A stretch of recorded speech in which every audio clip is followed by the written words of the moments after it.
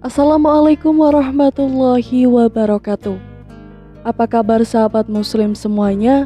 Semoga Allah senantiasa melimpahkan rahmat dimanapun sahabat muslim berada. Pada kesempatan kali ini kami akan mengungkap sebuah kisah tentang misteri 3 makam Sunan Bonang di Jawa. Sunan Bonang merupakan satu dari 9 wali penyebar agama Islam di tanah Jawa. Sang waliullah ini meninggal dunia dan dipercaya dimakamkan di Kabupaten Tuban, Jawa Timur. Namun ada beberapa versi 2 makam Sunan Bonang lainnya yang juga dipercaya milik Sunan Bonang. Pasalnya selama menyebarkan agama Islam, Sunan Bonang memang kerap kali menempuh perjalanan jauh. Dia pun memiliki banyak murid di Pulau Jawa, salah satunya di Pulau Bawean, yang masuk daerah administrasi Kabupaten Gresik. Suatu ketika Sunan Bonang tengah berdakwah di Bawean hingga mendadak sakit dan akhirnya wafat pada tahun 1525. Dikutip dari buku Sunan Bonang Wali Keramat, Karomah Kesaktian dan Ajaran Hidup Sangat Waliullah, tulisan Asti Musman, para murid menghendakinya agar Sunan Bonang dimakamkan di Pulau Bawean. Tetapi hal ini tak disetujui oleh beberapa muridnya yang berasal dari Tuban. Murid-murid Sunan Bonang dari Tuban kemudian datang ke Pulau Bawean. Setibanya di Pulau Bawean, para murid Sunan Bonang asal Tuban ini menjumpai jenazah Sunan Bonang yang sudah diletakkan di tengah ruangan dengan ditunggui banyak santri. Konon saat itulah para murid Sunan Bonang asal Tuban ini segera menidurkan para santri Pulau Bawean dengan cara diserap. Usai seluruh muridnya tertidur, maka jenazah Sunan Bonang dibawa ke Tuban dan dimakamkan di dekat Masjid Agung. Tetapi anehnya pada pagi harinya, jenazah Sunan Bonang ini konon masih ada di Pulau Bawean dengan kondisi kain kafannya tinggal satu. Demikian pula jenazah yang dibawa ke Tuban, kain kafannya pun hanya menyisakan satu. Alhasil Sunan Bonang pun dimakamkan segera di pemakaman di Pulau Bawean. Demikian pula yang ada di Tuban. Upacara pemakaman pun juga dilakukan bersamaan. Jadi makam Sunan Bonang dapat disimpulkan ada di 2 tempat, yakni di Masjid Agung Tuban dan di Kampung Tegal Gubuk Bawean. Tetapi makam Sunan Bonang yang di Tubanlah yang dipercaya asli dan hingga kini ramai diziarahi masyarakat muslim, baik dari Jawa maupun luar Pulau Jawa. Malamnya berada di pusat kota Tuban, tepatnya di belakang kompleks Masjid Agung Tuban yang berada di Kelurahan Kutorejo, Kecamatan Tuban Kota. Di kompleks pemakaman Sunan Bonang di Tuban ini, selain terdapat makam beliau, juga terdapat makam umum lainnya.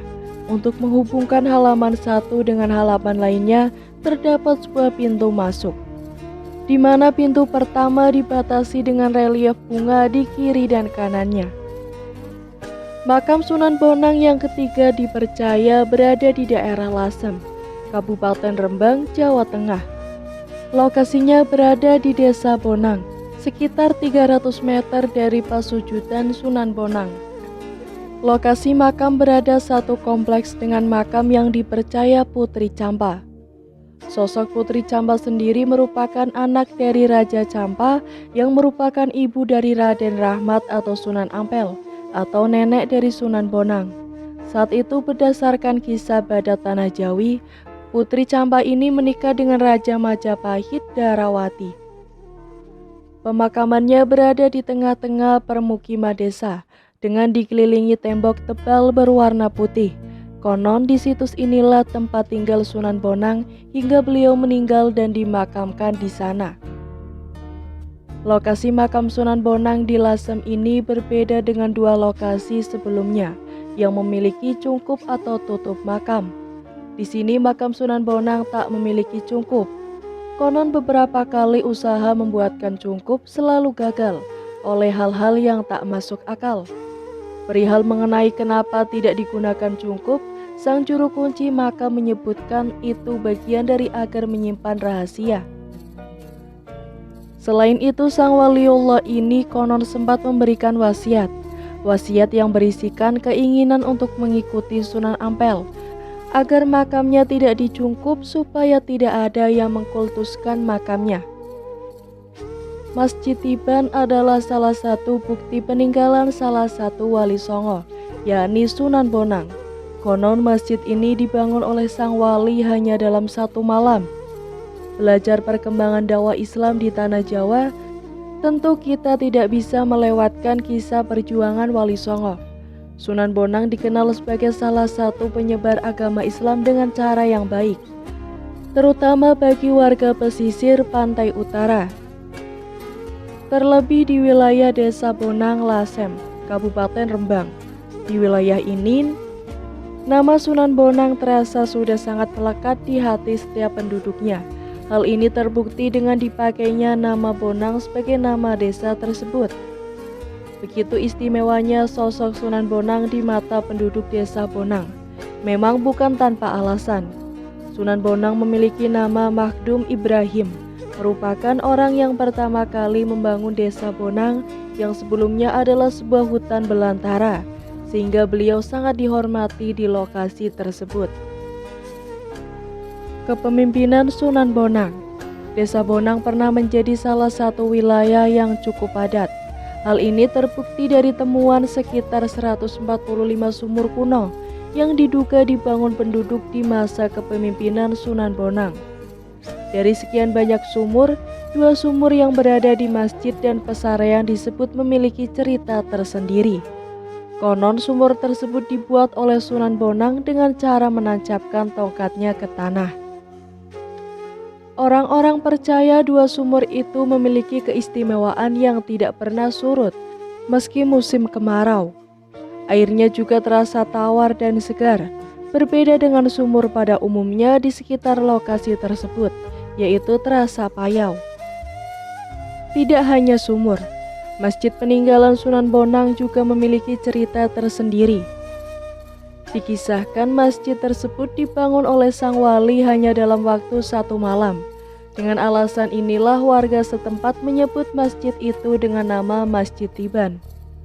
Perihal Masjid Tiban ini memang ada beberapa versi cerita turun-temurun yang berkembang sampai sekarang.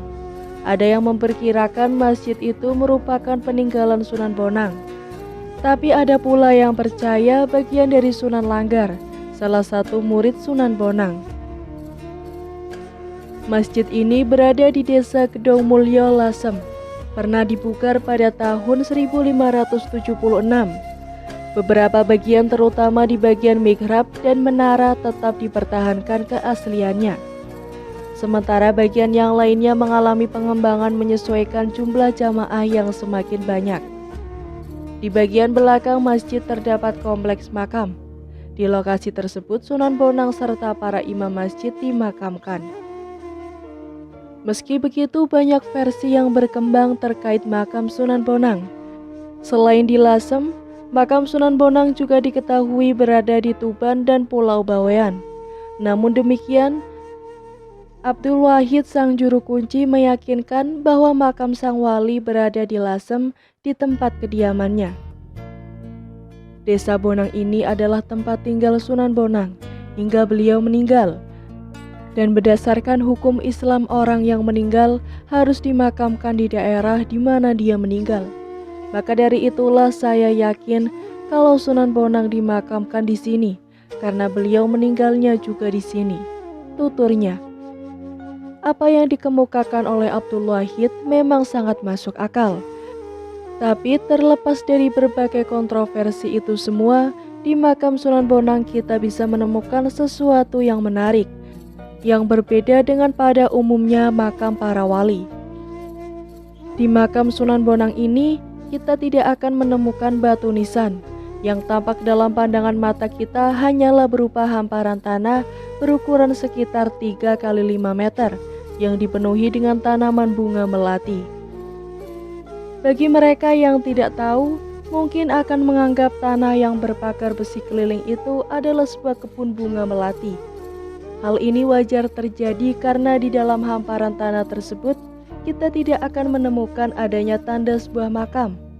Dasar hukum dalam Islam yang menganjurkan agar makam tidak diberi tanda berlebih supaya tidak membuat semua orang yang masih hidup mengistimewakannya benar-benar diterapkan di sini. Kanjeng Sunan Bonang itu adalah sosok yang sangat teguh dalam menjalankan hukum Islam. Jadi saat beliau meninggal pun konon sempat berwasiat agar tidak diberi tanda pada makamnya. Dan pada hal ini pun dipatuhi para pengikutnya. Mereka tidak memasang sesuatu pun yang digunakan sebagai tanda. Bahkan dulu katanya pernah di atas makamnya dibangun sebuah cungkup. Tapi begitu cungkup selesai dibangun, tiba-tiba cungkup itu roboh dengan sendirinya, kata Abdul Wahid. Itulah misteri kuburan Sunan Bonang. Semoga dari kisah ini kita dapat mengambil hikmahnya. Amin amin ya robbal alamin. Sekian dari saya, jangan lupa untuk klik like, komen, subscribe channel ini agar tak ketinggalan cerita menarik lainnya. Wassalamualaikum warahmatullahi wabarakatuh.